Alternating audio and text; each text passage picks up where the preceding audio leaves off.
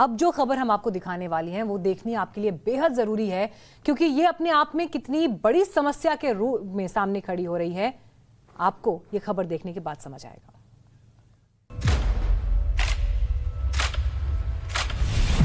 ये खबर करोड़ों मां बाप के लिए है।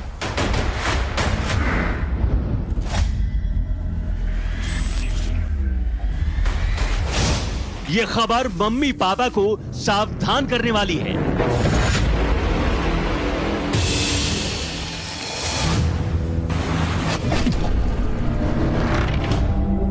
ये न्यूज हिंदुस्तान के कल को बचाने वाली है।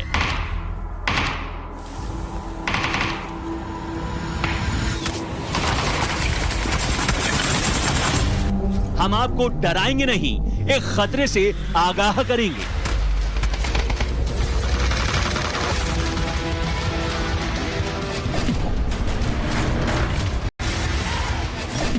यंगिस्तान के सिर पर बड़ा खतरा मंडरा रहा है।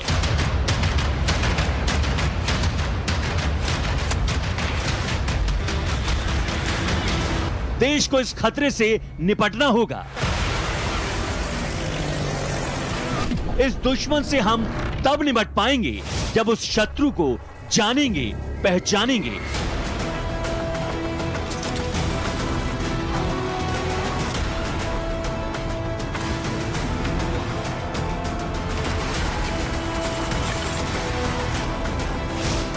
जनहित और देश हित में सबसे आवश्यक खबर। अब सुनिए क्यों हम कह रहे हैं कि जनहित और देश हित में यह सबसे जरूरी खबर है आपके लिए, क्योंकि जिन घरों में बच्चे हैं और जिन्हें वीडियो गेम्स का शौक है उनके लिए चेतावनी भी है। 1999 में अमेरिका के डेनवर्क में एक हाई स्कूल के दो छात्रों एरिक हैरिस और डेलन क्लेबोल्ड ने 49 मिनट तक गोलीबारी की थी, जिसमें 13 लोग और वो खुद भी मारे गए थे। वजह थी घर वालों ने उन्हें वीडियो गेम्स खेलने से रोका था। उस वक्त पहली बार दुनिया ने वीडियो गेम्स से पैदा होती हिंसा को जाना और समझा। उस वक्त गेम्स का नाम, इस पर्टिकुलर गेम का नाम ड्रम था। अब पबजी जैसा गेम है। लखनऊ में इस पबजी की लत के शिकार बच्चे ने जो किया है उसे सुनकर आप दहल जाएंगे।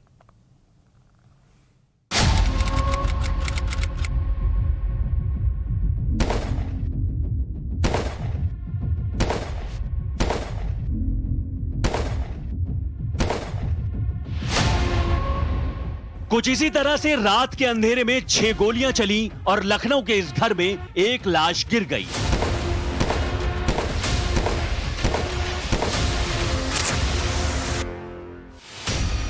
एक महिला को मौत के घाट शनिवार रात 3 बजे उतारा गया, उस वक्त जब लखनऊ में जमीन से लेकर आसमान तक नीम शांति थी।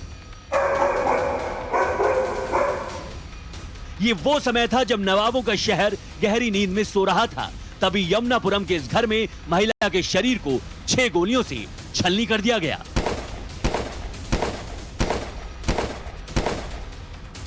यह घर अंदर से बंद था, न कोई बाहर से अंदर गया, न अंदर से बाहर आया। बावजूद इसके महिला का मर्डर हो गया। जानते हैं क्यों? क्योंकि कातिल घर के अंदर ही था। महिला को मारने वाला परिवार का सदस्य है, महिला के कलेजे का टुकड़ा। जी हां, लखनऊ में 16 साल के बेटे ने ही अपनी मां का कत्ल कर दिया। यकीन करना मुश्किल है, पर यही सत्य है, यही तथ्य है, यही सनसनीखेज है, यही चौंकाने वाला है। लेकिन सबसे ज्यादा परेशान करने वाली है मर्डर की वजह। जानते हैं नाबालिग बेटे ने मां को क्यों मार डाला? क्योंकि मां उसे गेम खेलने से रोकती थी, पबजी खेलने पर डांटती थी। किसी मोबाइल गेम की लत एक व्यक्ति, एक बच्चे को किस हद तक पागल बना सकती है, इसका एक और उदाहरण देखने को मिला है। लखनऊ के यमुनापुरम कॉलोनी में एक 16 साल के बच्चे ने अपनी मां को गोली मार दी, और वो भी इस वजह से क्योंकि उसकी मां उसको पबजी गेम खेलने से रोका करती थी। ये जो मकान है वो नवीन कुमार सिंह का है। नवीन फौज में है, पश्चिम बंगाल में पोस्टिंग है, इसलिए इस घर में 40 साल की उनकी पत्नी साधना, 16 साल के बेटे और 10 साल की बेटी के साथ रहती थी। बेटे को पबजी गेम खेलने की लत थी। साधना उसे गेम खेलने से रोकती थी, पढ़ाई लिखाई करने को कहती थी। इससे वो बहुत नाराज रहता था। शनिवार रात 3 बजे यही नाराजगी साधना की हत्या में बदल गई। 16 साल के लड़के ने फौजी पिता की लाइसेंसी पिस्टल निकाली और मां को मौत के घाट उतार दिया। इस वक्त हम उसी लखनऊ के यमुनापुरम घर के ठीक बाहर मौजूद हैं। हालांकि इस घर को सील कर दिया गया है। ये घटना शनिवार को रात के 3 बजे की बताई जा रही है। बताया जा रहा है कि इस घर में उस दौरान वो बच्चा 16 साल का, उसकी मां और उसकी एक बहन मौजूद थे और उसी दौरान जो कई दिनों की नाराजगी के बाद उस बच्चे ने अपनी मां को अपने पिता की जो लाइसेंसी पिस्टल थी उससे रात में 3 बजे पॉइंट ब्लैंक से गोली मारी। लड़का जो है ये पबजी गेम का ये एडिक्ट था और इसकी माँ इसको गेम खेलने से रोकती थी, जिससे क्षुब्ध होकर के इसने इस घटना को अंजाम दिया है। इसने अपने फादर की लाइसेंसी पिस्टल थी जिससे इस घटना को अंजाम दिया है। सैटरडे/संडे नाइट को लगभग 3 बजे के आसपास इसने इस घटना को अंजाम दिया। मां को मारने के बाद आरोपी ने 3 दिनों तक घर में ही लाश को छिपाए रखा। हत्या के बाद उसी रात को 16 साल के आरोपी ने अपनी 10 साल की बहन के साथ घर में रात गुजारी। वारदात के बारे में किसी को बताने पर बहन को जान से मारने की धमकी भी दी। दूसरे दिन यानी रविवार को बहन को घर में बंद कर दोस्त के घर गया। रात में दोस्त को साथ लेकर आया और ऑनलाइन ऑर्डर करके खाना मंगवाया। खाना खाने के बाद लैपटॉप पर मूवी देखी। तकरीबन 3 से 4 दिनों तक वो शव के साथ यानी इसी घर में मौजूद रहा। जब आसपास के लोगों ने पूछा कि तुम्हारी माँ कहाँ है, वो दिख नहीं रही हैं, तो उसने यहाँ तक कि कहा कि माँ अपनी नानी के यहाँ गई हुई हैं, उनके यहाँ पर किसी की तबीयत खराब है इसलिए वो दिख नहीं रही हैं। कुछ लोगों ने दुर्गंध आने की भी शिकायत की, तो बच्चे ने यहाँ तक कहा कि आसपास कोई जानवर मर गया है, अगर कोई आता है तो हम उसको ज़रूर साफ करवाएंगे। जब दोस्त ने आरोपी से उसकी मां के बारे में पूछा तो उसने बताया कि मां दादी के पास गई हैं क्योंकि दादी की तबीयत खराब है। सोमवार की रात उसने एक और दोस्त को घर पर रुकने के लिए बुलाया। इस रात दोनों ने कुछ खाना घर में बनाया, अंडा करी ऑनलाइन मंगवाई। तब तक शव सड़ने लगा था और बदबू आ रही थी। दोस्त को भनक ना लगे इसके लिए हत्यारे बेटे ने पूरे घर में रूम फ्रेशनर डाला। मंगलवार की सुबह दोस्त चला गया तो आरोपी मोहल्ले में खेलने निकल गया। लेकिन जब शाम तक दुर्गंध फैलने लगी तो उसने रात में पिता नवीन को वीडियो कॉल किया और बताया कि किसी ने मां का कत्ल कर दिया है। उसने पिता को मां का शव भी दिखाया। नवीन ने एक रिश्तेदार को फोन किया और तत्काल अपने घर भेजा। रिश्तेदार ने पुलिस को सूचना दी। जब पुलिस घर के अंदर दाखिल हुई तो हालात देखकर दंग रह गई। और इस तरह मामले में पुलिस की एंट्री हुई। जब पुलिस ने 16 साल के आरोपी से पूछताछ की तो उसने हत्या की कई मनगढ़ंत कहानियां बताई, लेकिन वो अपने वही झूठ के जाल में फंसता चला गया। आखिरकार उसने कबूल किया कि मां का मर्डर उसी ने किया है, लेकिन एक दूसरे झूठ के साथ। आरोपी ने पुलिस को गुमराह करने के लिए बताया कि बिजली विभाग में तैनात एक शख्स अक्सर उसके घर पर आता था। वो घर पर रुकता और 1-2 दिन बिताने के बाद ही जाता था। घर पर इस तरह का उसका आना जाना और रुकना उसको पसंद नहीं था। तमाम विरोधों के बाद भी जब उसकी मां ने उससे मिलना बंद नहीं किया तो उसने अपनी मां को मार डाला। जैसे बताया कि एक बिजली वाला है जो कि घर में आता है और इस घटना को अंजाम देता है। बट जब बिजली वाले के बारे में जब डिटेल पूछा गया तो ये एक टोटली फेक स्टोरी थी, एक काल्पनिक स्टोरी थी। तो कत्ल की एक कहानी भी नकली थी। इसलिए पुलिस ने आरोपी बेटे से और सख्ती से पूछताछ की तो वो टूट गया। उसने वो सच उगल दिया जिसकी कल्पना करना मुश्किल है। उसने कबूल किया कि मां को मौत के घाट इसलिए उतारा क्योंकि वो उसे पबजी गेम खेलने से रोकती थी। लड़का जो है ये पबजी गेम का ये एडिक्ट था और इसकी माँ इसको गेम खेलने से रोकती थी, जिससे क्षुब्ध होकर के इसने इस घटना को अंजाम दिया है। फिलहाल पुलिस आरोपी को हिरासत में लेकर आगे की तफ्तीश कर रही है, लेकिन यह हत्याकांड देश के लिए, माँ बाप के लिए किसी सदमे से कम नहीं है। कत्ल की वारदात इस बात की गवाही दे रही है कि ऑनलाइन गेम्स बच्चों के दिमाग को हाईजैक कर उन्हें इस हद तक हिंसक बना रहे हैं कि वो मरने और मारने पर उतारू हैं, चाहे सामने माँ या बाप ही क्यों ना हो। आदर्श सिंह, लखनऊ, टाइम्स नाउ, नवभारत। तो लखनऊ की घटना पर आपने ये पूरी रिपोर्ट देखी, लेकिन सिर्फ लखनऊ ही नहीं बल्कि पबजी जैसे गेम्स की वजह से बच्चे कैसे हिंसक हुए हैं, ऐसे कई और उदाहरण मौजूद हैं। पिछले कुछ सालों में देश में हुई घटनाएं इस बात की तस्दीक भी करती हैं, जिनकी एक तस्वीर आपके सामने इस वक्त हम रख रहे हैं। बच्चों को किलर गेम से बचाओ, इसलिए यह कहना पड़ रहा है। दिसंबर 2017 की आपको एक तस्वीर दिखाते हैं। ग्रेटर नोएडा की यह घटना है जहां पर 16 साल के लड़के ने मां और बहन को बेरहमी से मार डाला। इसके अलावा आगे और भी इस तरह के आंकड़े हैं। अक्टूबर 2018 की तस्वीर देखिए जहां पर देश की राजधानी दिल्ली में 19 साल के लड़के ने अपनी मां, पिता और बहन को मार दिया। जून 2019 की तस्वीर देखिए, जींद हरियाणा, जहां पर सिर्फ डांटने भर की वजह से 15 साल के बच्चे ने आत्महत्या कर ली। अप्रैल 2020 नोएडा उत्तर प्रदेश की घटना आपको बता दें, वहां पर भी इस तरह का मामला सामने आया। अगस्त 2020 सूरत गुजरात में 19 साल के लड़के ने 11 साल के बच्चे को मार डाला। सितंबर 2020 में मध्य प्रदेश के इंदौर में 11 साल के बच्चे ने 10 साल की एक लड़की को मौत के घाट उतार दिया। जुलाई 2021 में मध्य प्रदेश के छतरपुर में मां के डांटने पर 13 साल के लड़के ने आत्महत्या कर ली। तो ये एक तस्वीर थी जो इस तरह के उदाहरण सामने आए हैं और इसीलिए बार बार कहना पड़ रहा है कि जो ये गेम्स बच्चों के भीतर हिंसक प्रवृत्ति पैदा कर रहे हैं, उसको लेकर जागरूक होने की जरूरत है। अब आपको दिखाते हैं सोशल मीडिया से ओपिनियन। हमने आज आपसे सवाल पूछा कि क्या आप ये मानते हैं कि वीडियो गेम की हिंसा भी बच्चों को हिंसक बनाती है? 87% लोग, 87% लोग जिन्होंने इस सर्वे, इस पोल में हिस्सा लिया, उन्होंने कहा कि हाँ ऐसा है, इस तरह के हिंसक गेम्स की वजह से बच्चों में ये प्रवृत्ति बढ़ रही है। 5% ने इनकार किया, जबकि 7% मानते हैं कि हाँ कुछ हद तक ऐसा है। तो ऑनलाइन वीडियो गेम्स बच्चों को किस तरह से हिंसक बना रहे हैं, ये जानने के लिए जामा नेटवर्क ओपन ने एक रिसर्च किया और इसके मुताबिक जो बच्चे गन वायलेंस वाले वीडियो गेम्स देखते हैं या खेलते हैं, उनमें बंदूक को पकड़ने और उसका ट्रिगर दबाने की इच्छा ज्यादा होती है। साइकोलॉजी इस तरह से कह रही है। रिसर्च के दौरान संस्था ने 200 से ज्यादा बच्चों में से 50% को नॉन वायलेंट वीडियो गेम और 50% को गन वायलेंस वाले वीडियो गेम्स खेलने के लिए दिए। इसके कुछ ही देर बाद ये देखा गया कि जो हिंसा वाले गेम्स थे उसे खेलने वाले 60% बच्चों ने फौरन बंदूक को पकड़ लिया, गन को पकड़ लिया, जबकि अहिंसात्मक किस्म के जो गेम्स थे उन्हें खेलने वाले सिर्फ 44% बच्चों ने गन पकड़ी। यानी साफ है कि ऑनलाइन वीडियो गेम्स बच्चों को हिंसक बना रहे हैं। WHO ने इंटरनेशनल क्लासिफिकेशन ऑफ डिजीज के लेटेस्ट एडिशन में इसे एक बीमारी माना है, गेमिंग डिसऑर्डर के रूप में क्लासिफाई किया है। जिस तरह कोई व्यक्ति बरसों तक निकोटिन या मॉर्फिन जैसी चीजों का इस्तेमाल करने पर इनका आदी हो जाता है, इसी आधार पर ऑनलाइन गेम्स को भी व्यसन माना गया है। अन्य व्यसन की तरह गेमिंग डिसऑर्डर से ग्रस्त लोग इसी पर दांव लगाते रहते हैं, भले ही उनकी जिंदगी के बाकी पहलू बर्बाद क्यों ना हो रहे हैं। गेमिंग एडिक्शन बढ़ते बच्चों के विकास के लिए भी एक बड़ी बाधा माना गया है। यही गेमिंग एडिक्शन माता पिता के लिए सबसे बड़ी टेंशन है। गूगल ने जब एक सर्वे किया तो ये मालूम चला कि देश के 75% पेरेंट्स अपने बच्चों की ऑनलाइन सुरक्षा को लेकर चिंतित हैं।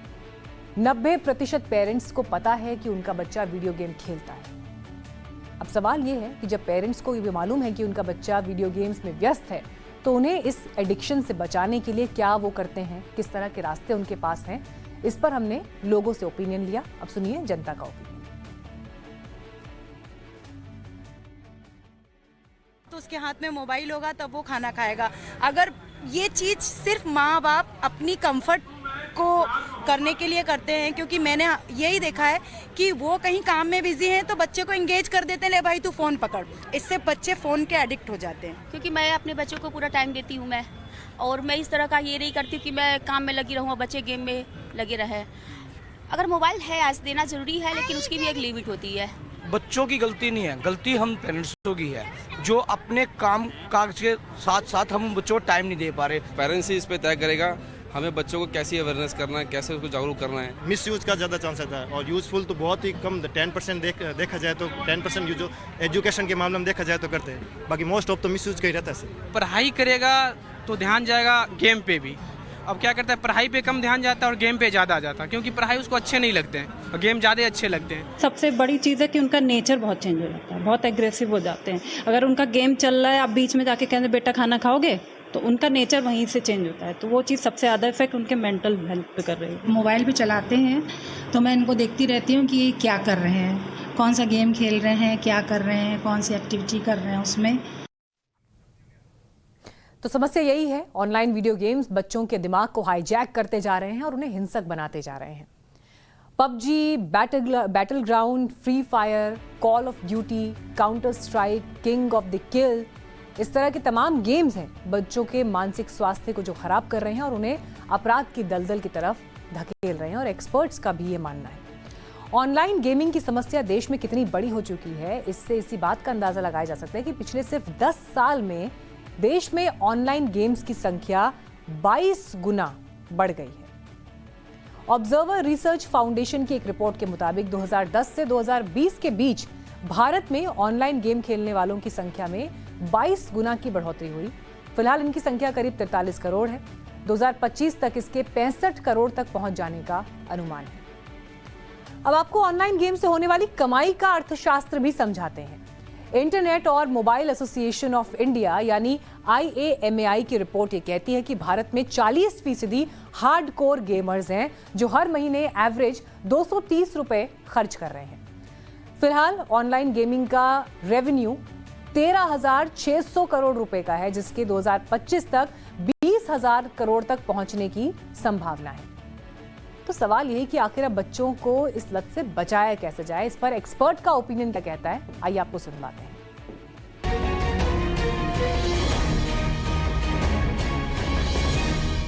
गेम तो एक वर्चुअल वर्ल्ड हो गया, लेकिन फिजिकल वर्ल्ड में भी उसी कमांड्स को एक्सेप्ट करना शुरू कर देगा और उसी तरीके से रिएक्ट करना स्टार्ट कर देगा।